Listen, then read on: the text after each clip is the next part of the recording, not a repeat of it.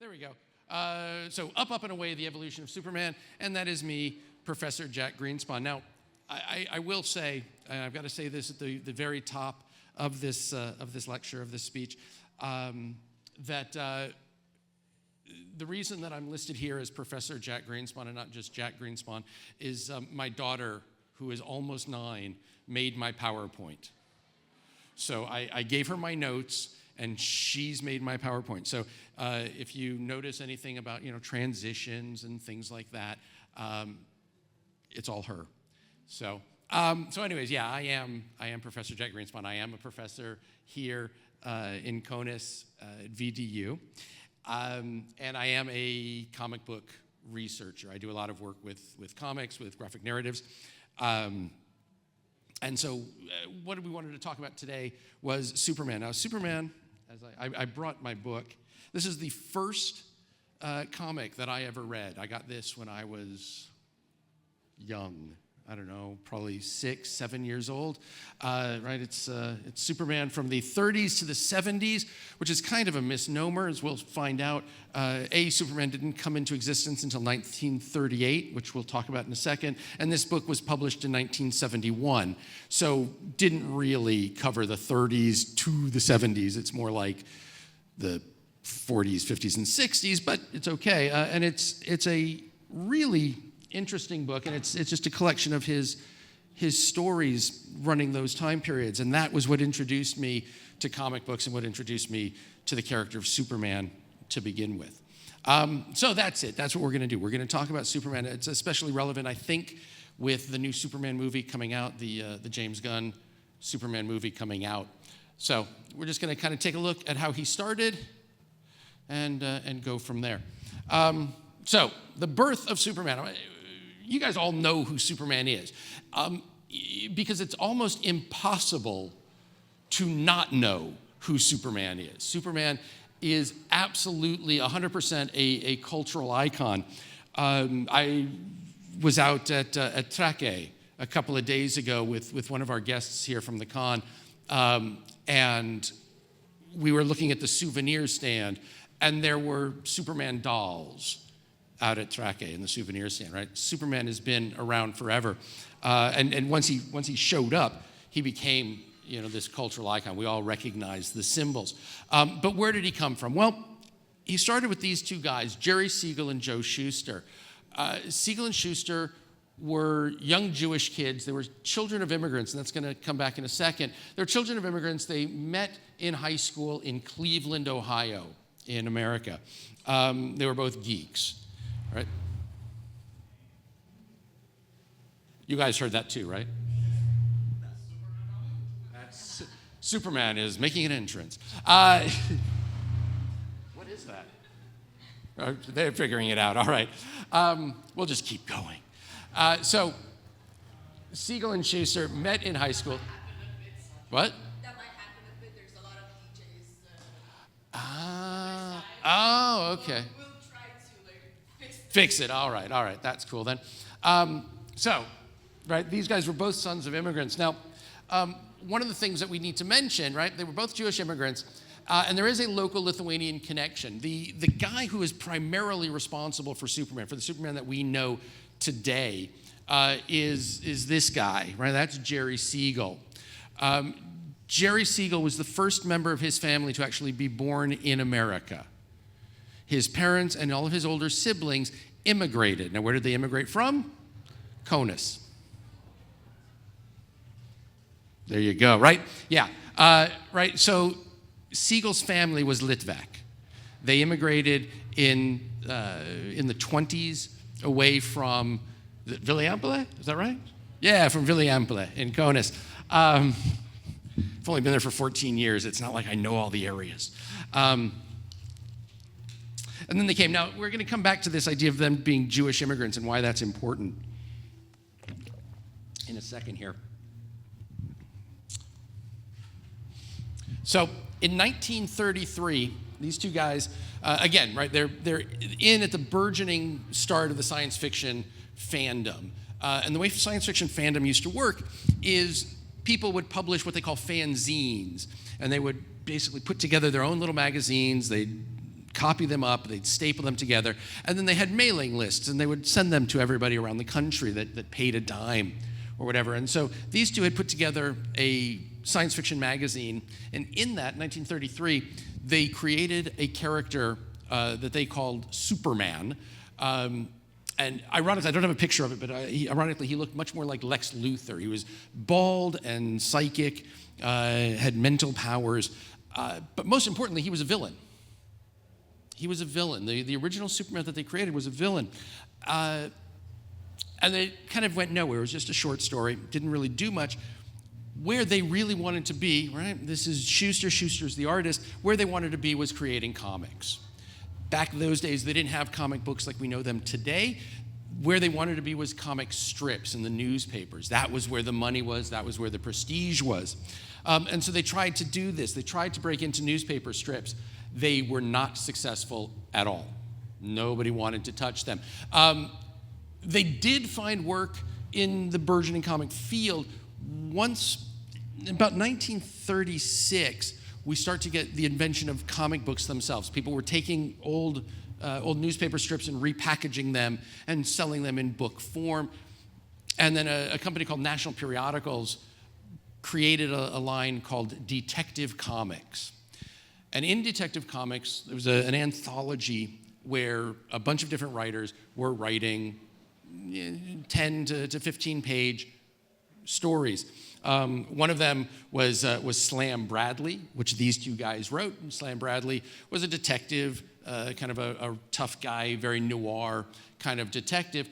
And they were doing fine. They were, making a little bit of money, but they were still trying to get this idea of Superman. Now, by this point, Superman had morphed into more of what we think of him as today, right? The tights and the cape. And ultimately, what happened was National Publications with Detective Comics decided they wanted to do another comic book. Another Detective Comics was detectives. So now they wanted to do one that had a little bit more action. And they decided to put out a magazine called Action Comics. They needed something for it. And so without getting too deep into the weeds, the Superman strip, the comic strip, newspaper strip, had been sitting on the desk of one of the publishers, one of the editors, who said, I think I've got something here. He called up these guys and said, listen, can you repackage it into book form, into a comic book form? And they said, yeah, absolutely. The going rate at that point was $10 per page. So ultimately, they sold Superman for $130. Now, the check that they cashed in order to pay for Superman, I think, I'm gonna miss the numbers, but I believe it sold for about $450,000 at auction within the last 2 years or so. That check was actually worth 400 and something is how much the check was for, but 130 of that specifically was for the sale of Superman. And so, right, with that, we get Action Comics #1. See, didn't my daughter do a great job on these? So this is Action Comics #1. Now, just as a side note, I think it's kind of funny. You'll notice that it says June 1938 up here, but I've got the date here is April 18th. April 18th is when it actually came out. What comic book publishers would do is they would post-date the comic books. They still do this today, but they would post-date them several months, so that would be, that's about 2 months. The reason they would do this is they'd put it on the newsstand, and as the people were clearing out the magazines, because magazines only have a very limited shelf life, so as they were clearing it out, they would go, oh, this one's June, let it stay. Don't throw it away just yet. And so that's how it stayed. Now, they didn't necessarily need to do that with Action Comics #1, which, as you can see, has Superman here on the cover. They didn't need to do it because Superman took off. Right? Now, this is where we start to understand what makes Superman different, right? Superman is influenced by pulp heroes like Doc Savage, The Shadow, mythology, right? Samson, Moses, right? The immigrant experience, right? If you guys know the story of Moses, he's put into a basket and shipped away to be raised by somebody else. And so all of this mythology is coming into it, and they were playing into it a lot, but where it makes a difference is this. He was the opposite of what had come before. We had the idea of superheroes. There'd been the Phantom, there'd been the Shadow, Doc Savage, right? Superman's Fortress of Solitude comes directly out of Doc Savage. Right? Even his costume comes from the idea of the muscle men from the circus who wore leotards and things like that. And we'd had aliens before. We had aliens coming to Earth, alien invasions. We even had Earthmen in Buck Rogers. Buck Rogers is an Earthman who goes out to space and meets aliens. But really, this was the first time that we had an alien come to Earth as the protagonist, as our hero. And it had never been done before. And so it wasn't that Siegel and Shuster were breaking any new ground in any individual thing they were creating. They were breaking new ground in the way that they put it all together, the way that they kind of created the one thing. The great thing about these transitions is it gives me a chance to drink. Okay, so as I said, Superman immediately takes off. In fact, he's on the cover, as we saw, of Action Comics #1. He was not on the cover of the next 3 or 4 issues of Action Comics. And the national publications put out a survey and said, why are you picking up picking up Action Comics? And the response, of course, was for Superman. And so immediately everything else got dropped and Superman went on the cover. Right, the covers are what sold them. So now here, right, we get some things, this is kind of a pixelated thing, but we get the golden age, right? Superman is champion of the oppressed. Now, comics get divided into different ages. The golden age starts 1938 with the creation of Superman, and it goes until about 1945, 1946 with the end of World War II. We're going to talk about some of the later ages as we get there. But, right, so as I said, right, Superman starts the golden age. When he started, puberty's going to hit. When he started, he couldn't fly. He was the classic. He was faster than a speeding bullet, more powerful than a locomotive, able to leap tall buildings in a single bound. That's it. He could leap tall buildings in a single bound. He couldn't fly. We're going to come back to why he can fly in a minute. He wasn't overly powered just yet. It would happen, right? But you could see him lifting things. And at the beginning, there was a line, nothing short of a bursting bombshell could penetrate his skin. Once World War II started, bursting bombshells were nothing. He could survive an atomic blast. Right? So he got more and more powerful as we went on. When he started, though, right, again, 1938, America at this point isn't directly involved in anything that's happening in Europe. And even though other comic book characters would kind of take that on, Superman didn't. Superman starts off by taking on corrupt businessmen, abusive husbands, warmongers. In the first issue, he beats up somebody that's beating up his wife. There's a corrupt mayor, and he takes him and jumps him to the top of a building and hangs him from a flagpole.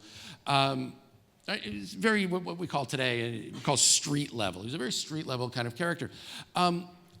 But also by this point, the Depression in America had been going on for about 8 or 9 years, and we needed something that was positive, something that was hopeful. And so that's where Superman comes in. This is just, again, my daughter created little chapter things, but I needed to show you this. This is from 1940. Again, Superman shows up 1938. This is from 1940. This is the Macy's Thanksgiving Day Parade. It was a very, very famous parade in America. One of the things it's famous for is its balloons. And so this was the first Superman balloon. There's been others, but this was the first one. So within, do the math, right? Within about a year and a half of his first appearance, he was already popular enough that they were putting him into the parade.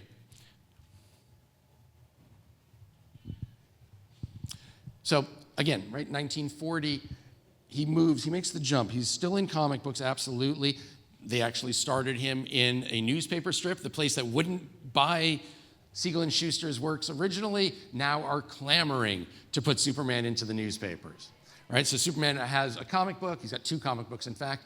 He's got Action Comics, and then they started Superman Comics as well.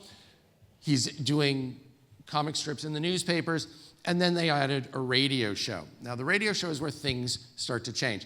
It's where we first get the very famous line, "It's a bird, it's a plane, it's Superman."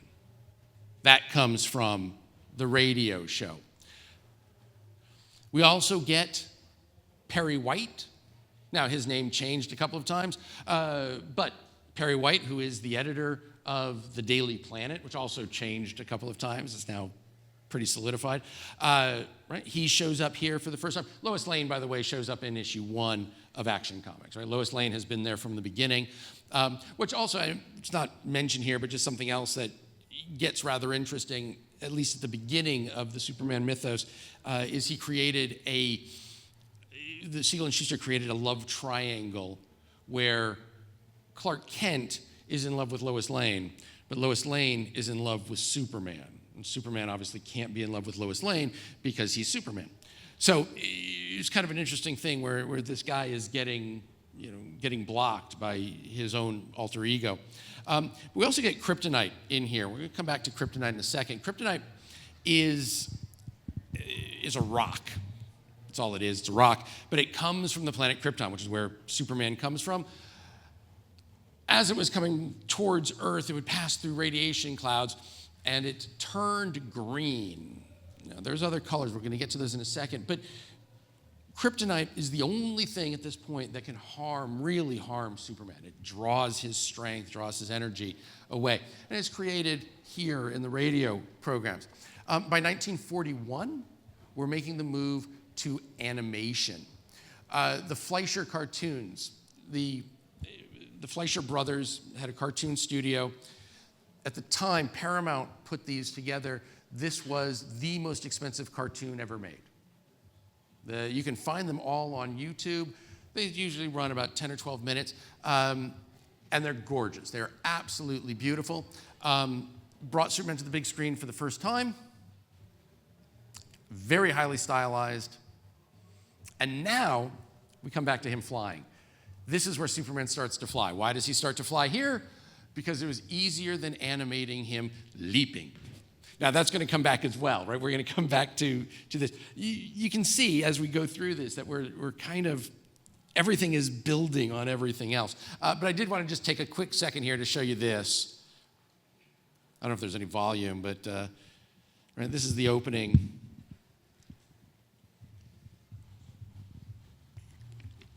Evidently, there is no volume. That's okay. But you can see, kind of get an idea of what the animation looks like here. Those little things, that was his X-ray vision. And then he's going to become Clark Kent here in a second.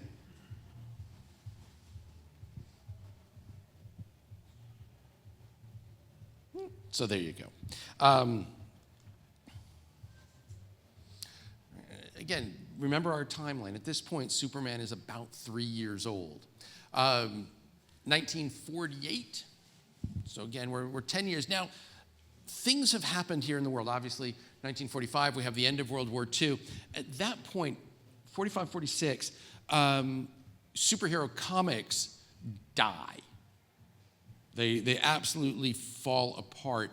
The only comic that has been consistently published since their inception are Superman, Batman, and Wonder Woman. Those are the only 3 that have actually continued publication from the times of their initial release. Superman 38, Batman 39, Wonder Woman 41. They've been published consistently, but nobody else has. And even then, it got a little bit sketchy. But in 1948, we get the Kirk Alyn serials. Now, a serial, it was something that was shown before a movie. They're little 10-minute shorts that would, several of them would make up one larger story, kind of like Netflix today, all right? And they would be shown before a feature film when you go to the movie theaters. The Kirk Alyn serials lasted for 15 episodes, right? So about 2.5 hours all told. It was the first live-action Superman. Here you can see how he looks. And we have Noelle Neal as Lois Lane. And again, I just want you to remember that name because she's going to come back. And here again, we have that flying thing. With Kirk Alyn, they didn't quite have the technology for him to fly, not the way that we have it today. And so what they would do is this. He would run and jump, and they would cut, and they would immediately replace it with an animated Superman. And so the animation would fly around, and then so then when he lands, right, he would zoom in and land someplace here, and then Superman would step out from behind the rock or the bush or the tree or whatever it was. And that's how they created this illusion of Superman flying. Right now in 1948, because we didn't have computer graphics like we do today, everybody bought it. Like, yep, Superman can fly, cool. Right? It's all good. How am I doing on time? Oh, good, okay. So we had the Golden Age, now we're moving into the Silver Age. The Silver Age comes in when, well, you'll see. So, okay, 1952 to 1958, we get the Adventures of Superman TV show. This becomes definitive, right? George Reeves takes on the role of Superman, and again, Noel Neill, who played Lois Lane in the original Kirk Alyn serials, is back. She's playing Lois Lane again in the Adventures of Superman. For those of you who like Easter eggs, if you go and watch the Superman, the movie, 1978, which we'll talk about in a second, she plays Lois Lane's mom in that, on the train.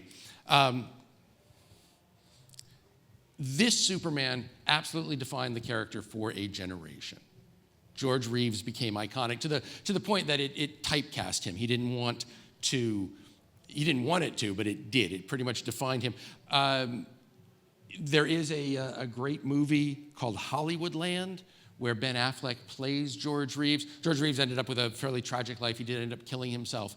And Hollywoodland is kind of about that and about him playing Superman. But absolutely, everybody bought it 100% that he was the Man of Steel. 1954, we get the Comics Code Authority, and this is where the Silver Age really starts. The Comics Code Authority is this. Excuse me. There was a public outcry that comic books were bad for kids, as in any generation, right? I'm sure if you go downstairs and talk to the guys that are doing GTA 5 and Red Dead Redemption, I'm sure they've heard as well that their video games are bad for kids, or too violent or whatever. And so that's what happened here. A guy named Frederick Wortham, who was a psychologist, wrote a book called Seduction of the Innocent, where he blamed pretty much every juvenile delinquency on superheroes, specifically homosexuality, because Batman and Robin, right? At one point they actually shared a bed. I mean, it was purely innocent, absolutely, but in the comics they shared a bed. And so they came up, the Comics Code Authority decided that they were going to self-govern the comics industry. So it was made up of all the comic publishers at the time. They said, rather than letting the government step in and tell us what we can and cannot do, we're going to set up our own policing policies.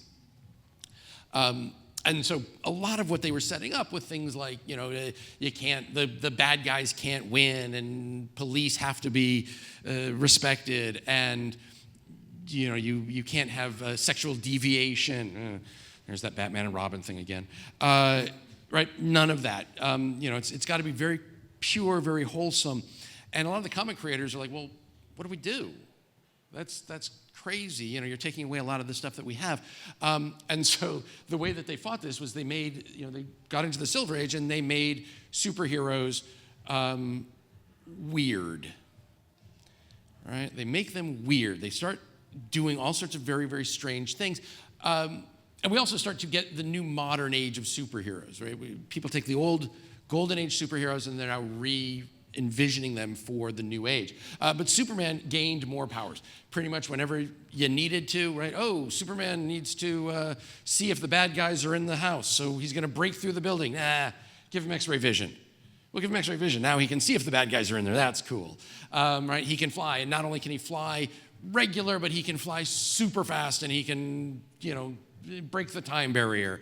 And he's got frozen breath and whatever, right? Whatever they needed for the story, they just created it. And they just let Superman run amok. Right? But we started getting more wholesome stories. This is where Superman gets his dog. Right? In the new movie, we see it in the trailer. So if you want to know where Krypto, the superdog, comes from, it's from the Silver Age, right? The Comic Code Authority. And this idea, right? Limitations lead to creativity, which is just a good thing we should know anyways. So as we get into the Silver Age, we start to also expand the mythology of Superman. We get Krypton. Here's Krypton, right? Krypton, we finally see where Superman comes from. We knew where it was, we knew what it was for decades, but now we start to see what it was like, what Krypton was really like. Superman has, he invents machines that allow him to astrally project himself to go back and meet his parents. Right, so we get an understanding of what Krypton is.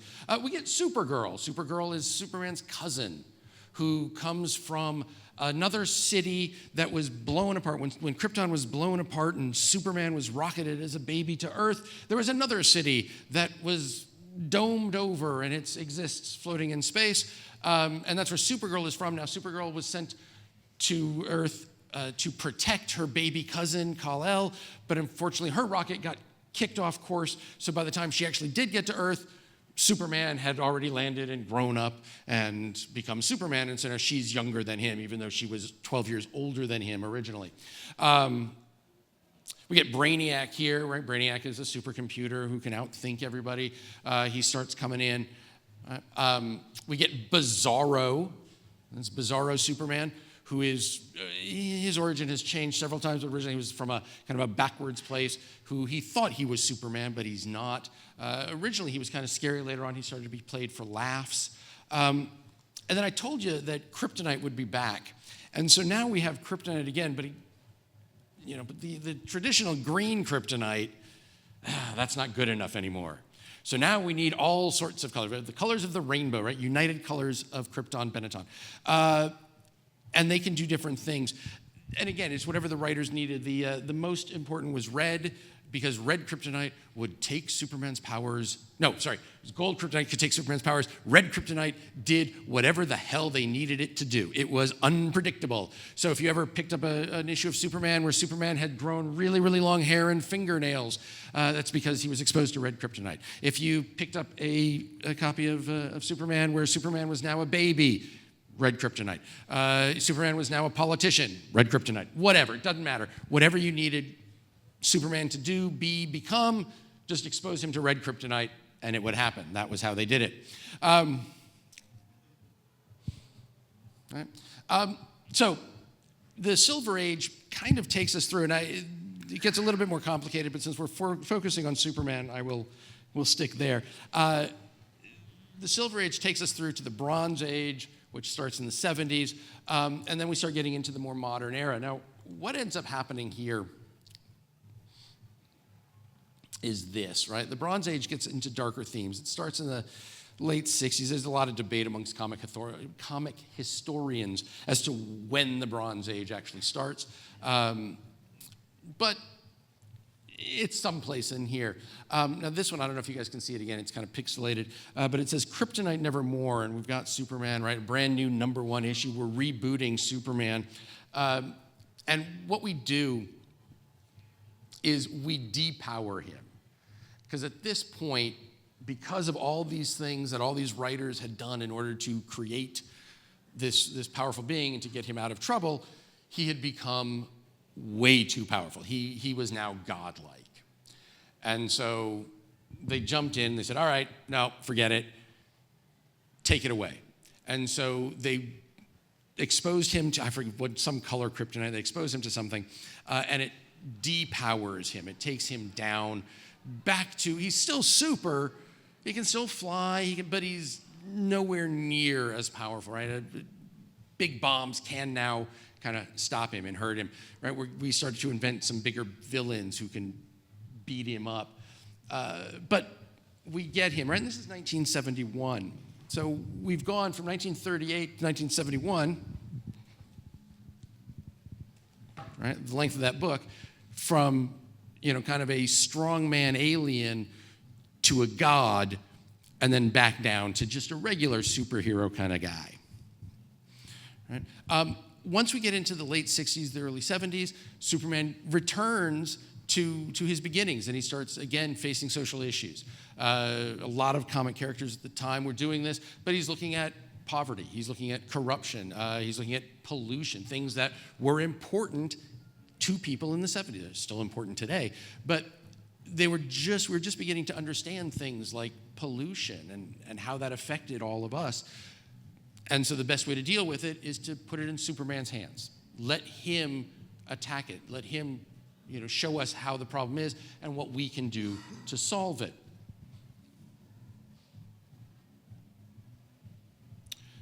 In 1978, we get Superman the movie. This is Christopher Reeve, no relation to George Reeves, who played the Superman in the TV show. Their tagline was, "You'll believe a man can fly." And you did. I don't know if anybody remembers seeing Superman the movie in 1978. I'm old, so I do. But you could believe a man could fly. It was the first time we really saw Superman flying.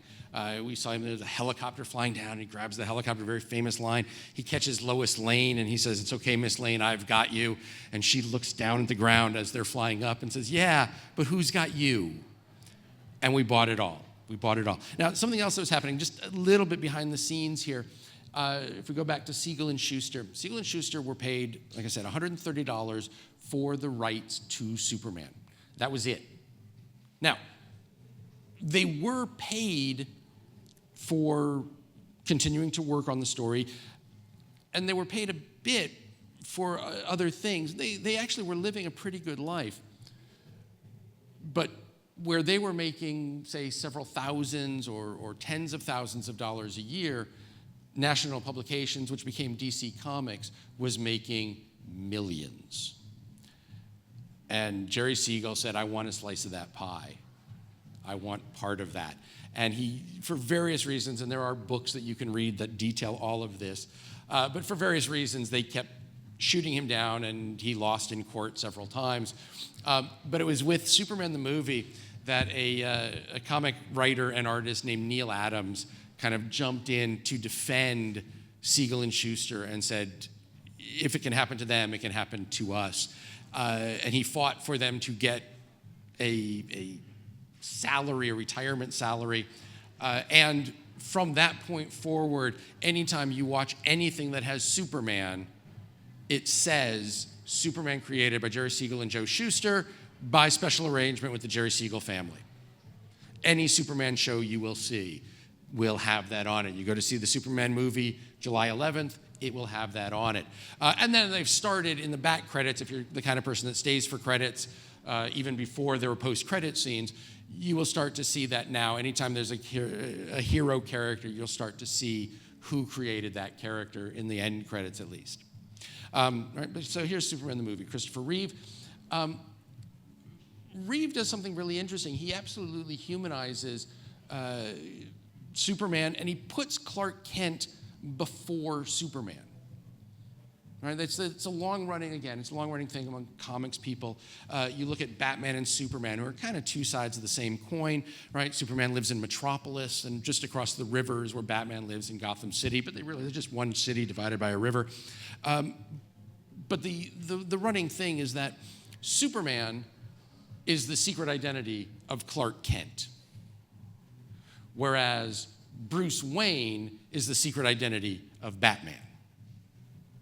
Right?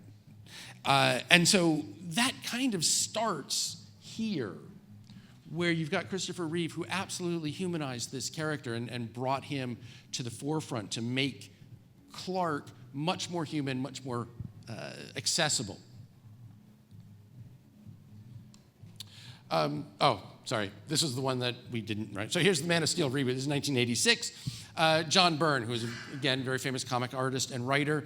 This is Byrne's work here. He reinvents Superman, reinvents his origin, and tells a new origin story, or at least an adaptation of it. And I've got this line here, and it's here.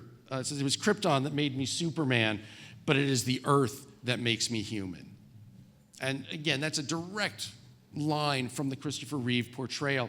Right? The focus, again, is on his humanity, not his godhood. Who he is as a person, and this is why we like Superman, right? It's who he is as a person, not his powers. And then I think this is the most brilliant villain turn ever. Lex Luthor, 1986, Lex Luthor becomes a corporate CEO rather than a megalomaniacal villain. He's still a megalomaniacal villain. Megamaniacal, right? He's still that, but now he's a corporate CEO. That's where his villainy comes from. Right? He's still a super genius, but he now does it legally. Later on, he becomes president.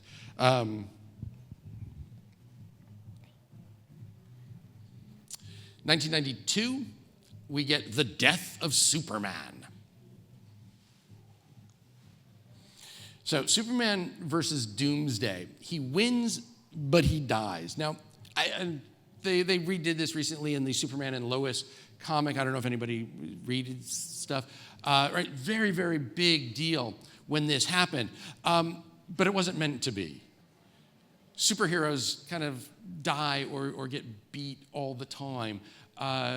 Right, and they disappear for a little while, and the world deals with that. They mourn, and then they come back. Right, superheroes do that. What happened was the media got a hold of the story and went, "Oh my God, they've killed Superman." At which point DC went, "Shit, we killed Superman. What are we going to do?" And so they kind of had to readjust. And so what they end up doing is they replace Superman with 4 different heroes. We get Steel, we get Superboy, we get Cyborg Superman, and then we get the Eradicator. And they all show up. They all kind of get their own comic runs. Some of them turn out okay. Some of them turn out to be bad. Ultimately, though, Superman does return, but now he's more cynical. Right now we're in the 90s. Right, we're in the grunge period. We've just gotten over Wall Street and Reaganomics. And Superman is now a bit more cynical. He was beaten, and he's back, and he's going to try to face the modern problems of the world, but he's not going to do it with pie-eyed optimism. He's going to be a little bit more cynical about it. Right? And now, the other upshot of this is comics become much more spectacle-driven. As again, if you follow comic books today, there's these huge things where these multi-issue, multi-story arc things with all sorts of different titles in there, and they become incredibly complicated. But it kind of all starts here, right? This idea of, oh, we're going to kill Superman, we're going to kill the last issue of so and so, right? And it's all for the mighty buck there. So as we move into the 21st century, we start to get this idea of the search for relevance yet again. Right? In comics, we get this, right? Superman Birthright, which is 2003.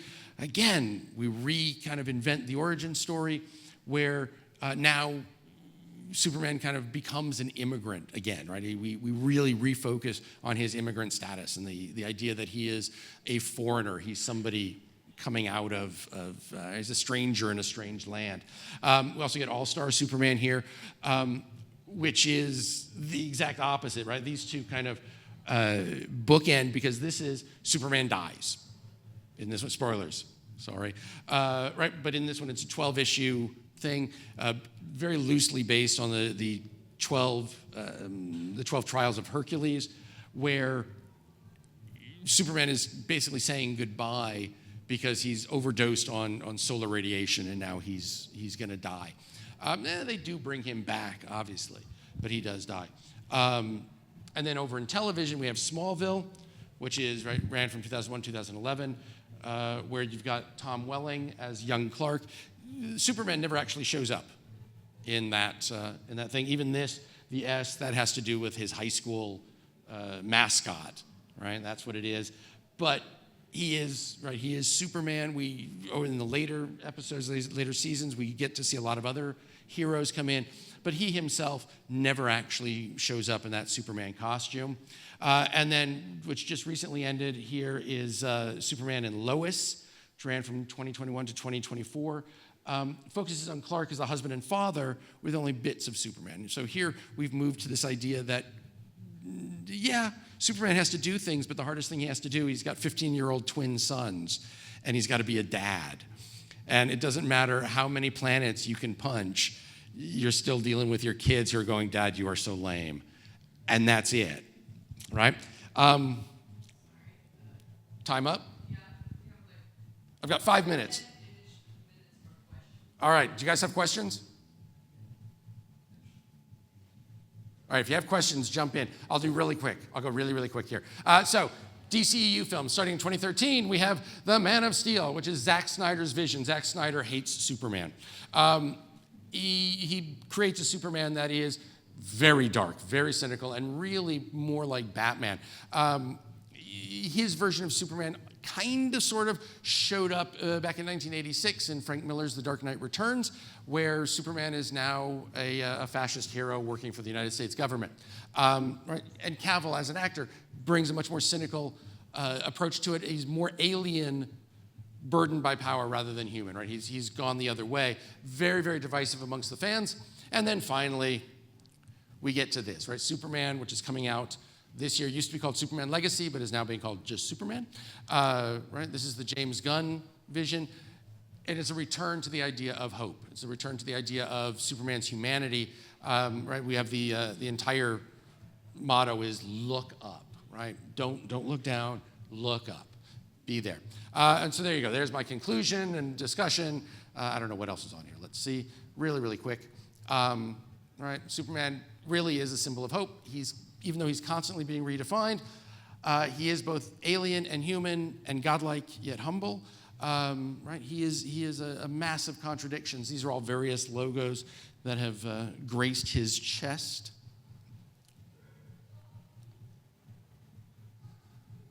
And he evolves with society, right? As society changes, Superman reflects its values, right? In the 1930s, he was an economic protector. In the 1950s, there was space-age optimism. In the 1980s, humanized realism. In the 2000s, there was questions of identity, responsibility, and morality. Right? So he starts off as a symbol of justice for the oppressed, became a Cold War-era hero for ideals, later embodied the ethical dilemmas of power and responsibility. So what does he represent today? Well, he changes because we change. He is the reflection of who we are. Right? Do we still need a Superman as an idealized hero? I think we do. Or have we as a society outgrown his optimism? What do you think? Right? And I think that's it. Right? Thanks for watching. Look up to the skies. That's it.